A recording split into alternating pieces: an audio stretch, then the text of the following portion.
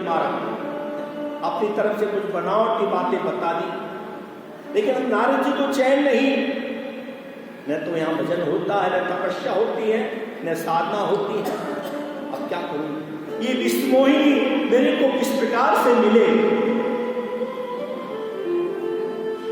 यही अवसर चाहिए शोभा रूप विशाल, जो बिलो के नीचे कुंवरी तब मेरे जय मां। इस समय सुंदर रूप चाहिए। मेरा महात्मा का बाबा जी का रूप है, इस मेरे रूप को देख करके विश्वमोहिनी मेरे साथ लगन नहीं करेंगी। हाँ, भगवान विष्णु के अलावा इस संसार में मेरा कोई भी पीछे नहीं है। इसलिए हरि सनि मांगो सुंदर, हरि सनि मांगो सुंदर,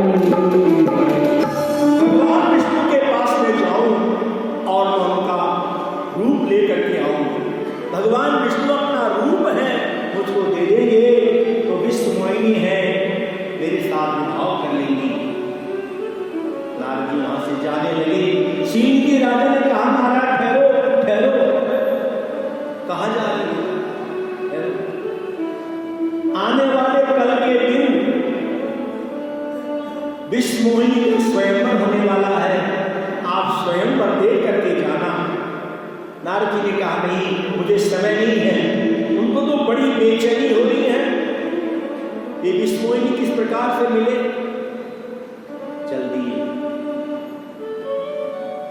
अब बैकुंठ में जाऊं, बहुत समय लग जाएगा भगवान विष्णु के पास, और आने वाले कल के दिन स्वयंवर होने वाला है। हरि व्यापक सर्वत्र समाना, प्रेम प्रगट हुई में जाना। भगवान तो सर्वव्यापक है, प्रभु का प्रेम से जो कोई संकीर्तन करता है भगवान वही प्रकट हो जाते हैं। तो नारद जी महाराज ने वही भगवान को स्मरण किया, ध्यान किया।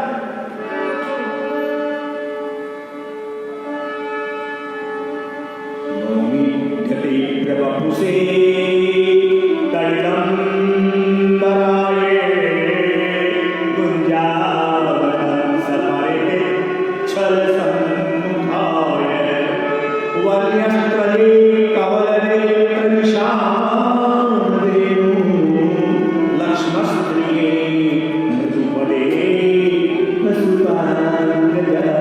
प्रेम से भगवान का जो आराधन करते हैं, भगवान को पुकारते हैं, श्रद्धा भाव से भगवान में प्रकट हो जाते हैं। एक ब्राह्मण पीपल के वृक्ष के नीचे बैठ करके भगवान विष्णु की भक्ति करता था।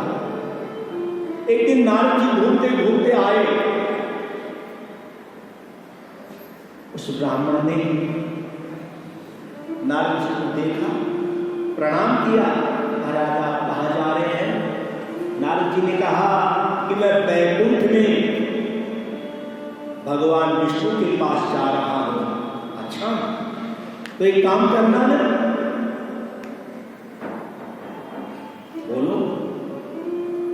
आप भगवान विष्णु से मेरे बारे में पूछना कि जो ब्राह्मण पीपल के झाड़ के नीचे बैठ करके प्रभु आपकी भक्ति कर रहा है, तो क्या कभी आप उसको दर्शन देंगे या नहीं? हाँ या ना में उत्तर ले लेना। कि नारद जी महाराज पहुंच गए बैकुंठ में। भगवान विष्णु को वंदन किया, प्रणाम किया और उस ब्राह्मण की बात भगवान विष्णु से पूछी। बोले भगवान, जो वो ब्राह्मण पीपल के पेड़ के नीचे बैठ करके आपकी भक्ति कर रहा है, क्या कभी आप उसको दर्शन देंगे या नहीं? भगवान ने कहा, नारद जी, उसको दर्शन तो मैं अवश्य दूंगा, लेकिन कब दूंगा?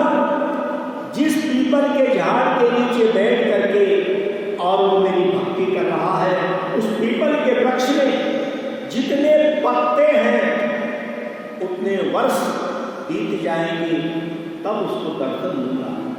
नारद जी ने कहा, बोले भगवान, उस पीपल के पेड़ में तो अनगिनत पत्ते हैं, मैं मालूम जब तक तो उसके कितने जन्म जन्मांतर हो जाएंगे।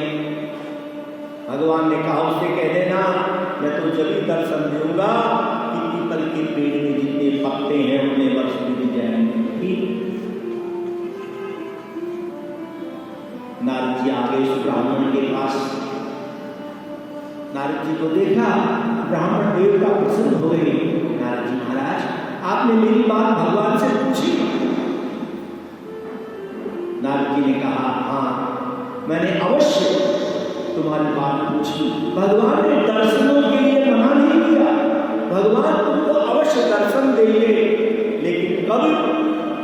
जिस पीपल के पेड़ में जितने पत्ते हैं उतने वर्ष बीत जाएंगे, तब भगवान तुमको दर्शन देंगे। सुन करके ब्राह्मण प्रसन्न हो गए। ओ, मेरे भगवान ने नहीं का उत्तर तो नहीं दिया है, कभी तो मुझको दर्शन देंगे। प्रेम इतना पागल हो गया, नाचने लगा, भगवान का संकीर्तन करने लगा। भगवान ने उसके प्रेम को देखा, भगवान चतुर्भुज धारण करके और उसके सामने प्रकट हो जाते हैं। नारद जी ने कहा, भगवान, अभी मैं आपके पास बैकुंठ से आ रहा हूं और आपने ही तो कहा था कि पीपल के पेड़ में जितने पत्ते हैं उतने वर्ष बीतने के बाद मैं इसको दर्शन दूंगा। आपने तो कुछ भी तो विलंब नहीं किया, तुरंत आज ही मेरे पीछे चले आए और आज इसको दर्शन दे दिया। तो भगवान ने कहा, देखो नारद जी, नाम बसामि वैकुंठे योगिनां हृदयेन मद्भक्ताय प्रणयन्ति तत्र तिष्ठामि नारद। हे नारद, मैं तो वैकुंठ में रहता हूँ, मैं युग रहता हूँ, जहाँ भक्तगण प्रेम से मेरा संकीर्तन करते, मेरा नाम लेते हैं, जिसके मन में परोपकार की भावना है, जो दान करने में लगे रहते हैं नतमस्तक होकर के और मान सम्मान की अपेक्षा न रख करके जो दान करने में लगे रहते हैं, अन्नदान करते हैं, उससे मैं बहुत प्रसन्न हो जाता हूँ और वहीं प्रकट होता हूँ। भूखे को भोजन करा देना, अन्नदान सबसे बड़ा दान है। दान करते समय यह ध्यान रखना चाहिए, मन में अभिमान अहंकार नहीं आना चाहिए। इस हाथ से हम दान कर रहे हैं, दूसरे हाथ को भी मालूम नहीं पड़ना चाहिए। एक धर्मात्मा सेठ बहुत दान करते थे। लोग उनसे कहते, महाराज, आप खूब दान करते अपने हाथों से, लेकिन हमेशा नतमस्तक रहते हैं, आपका मस्तक नीचा रहता है। आप दान करते हैं। धर्मात्मा सेठ ने कहा, मैं दान कुछ नहीं करता। भगवान प्रेरणा देते हैं, वो करवाते हैं, मैं कर लेता हूं।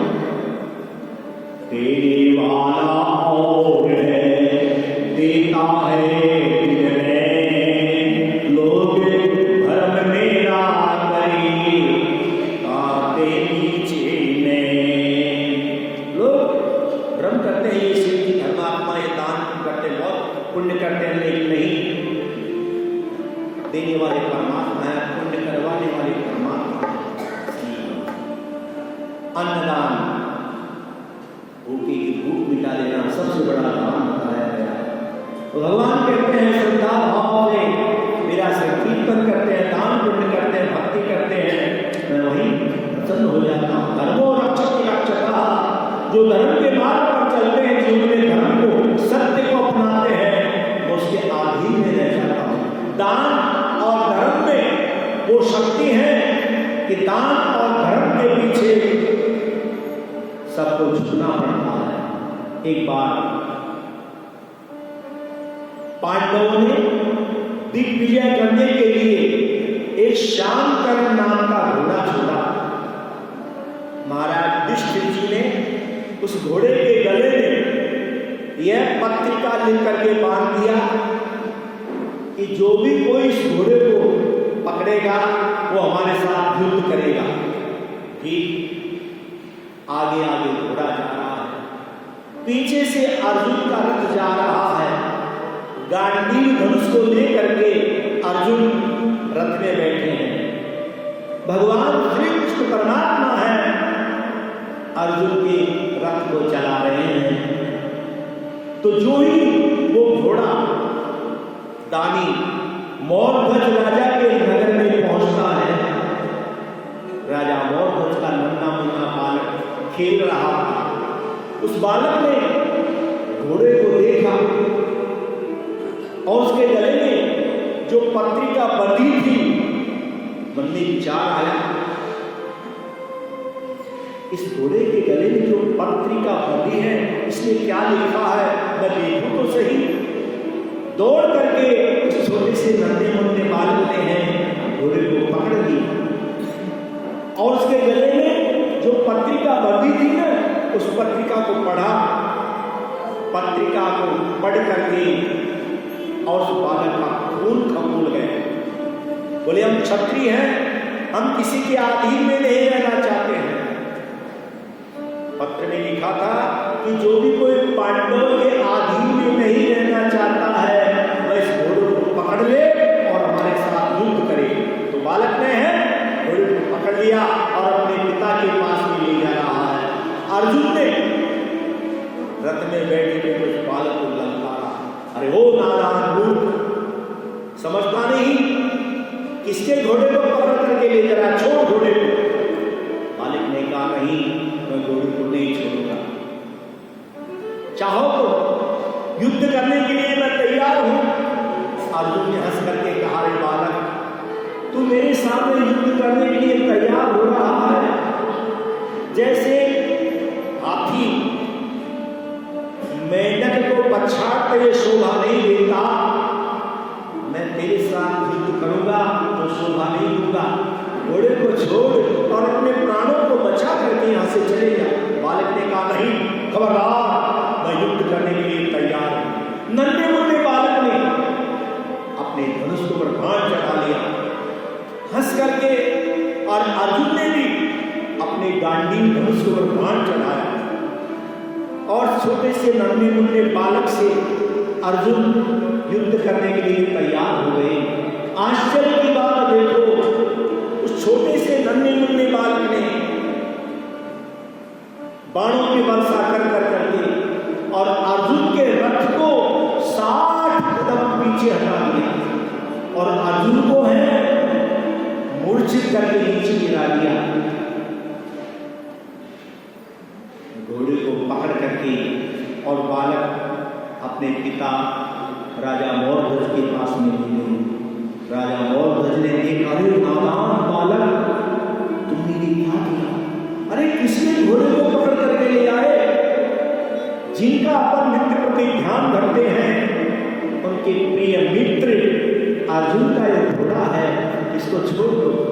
पिता के समझाने पर बालक ने घोड़े को छोड़ा। उधर अर्जुन की मूर्छा जगी। भगवान श्री कृष्ण जो सारथी बने हुए थे ना, रथ चलाते थे, अर्जुन की मूर्छा जगी। भगवान श्री कृष्ण से कहा कि प्रभु, आज तो आपने मेरा बहुत बड़ा अपमान करा दिया।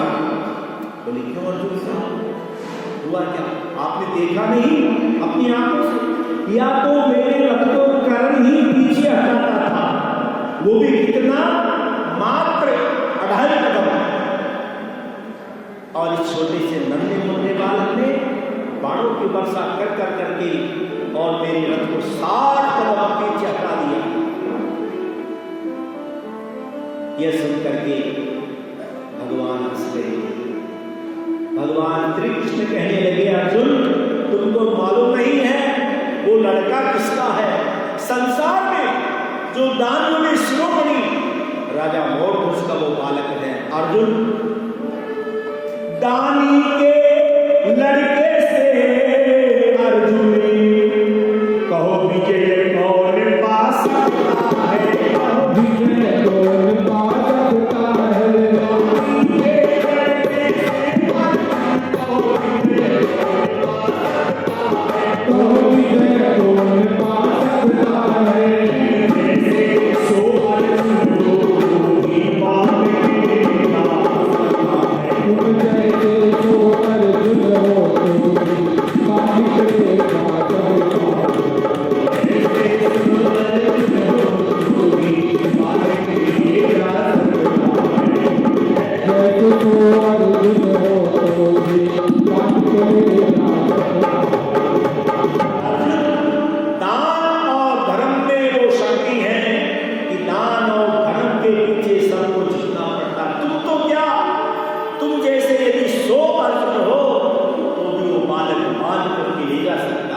बलबूते पर, उसके पिता के दान धर्म बलबूते पर।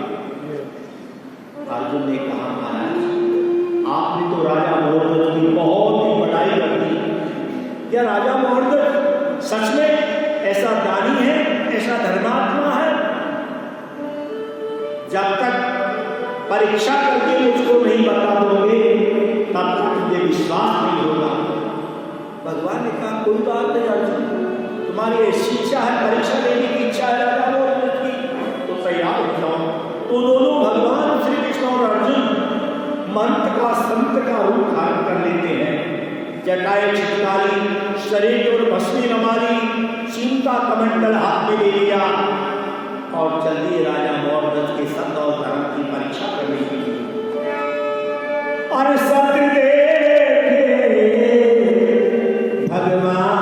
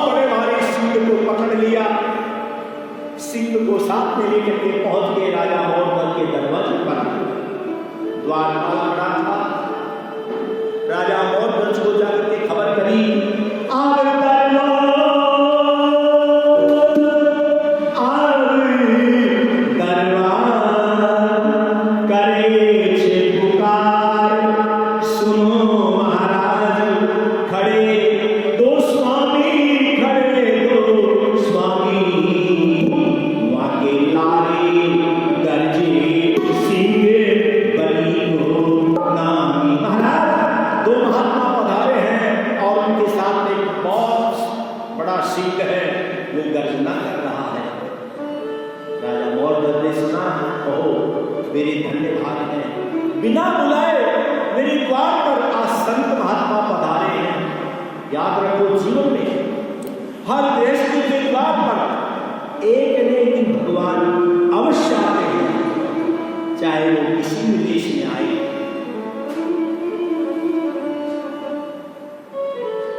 इसलिए गृहस्थ का धर्म है, द्वार पर आए या फिर का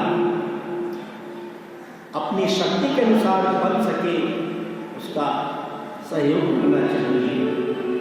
भूखा भी द्वार पर आ जाए उसको भोजन करा करके। राजा मोहम्मद ने सोचा, धन्य भाग है, बिना बुलाए जिस गृहस्थ के द्वार पर कोई साधु महात्मा अतिथि भजनानंदी आ जाता है, वो घर है कैवल के समान है। जिस गृहस्थ के घर में संत के चरण की रज न लगी हो, वो घर है शमशान के समान बताया गया है। तो राजा मोहम्मद ने सुना, मेरे द्वार पर आज बिना बुलाए संत महात्मा पधारे हैं, तो सुने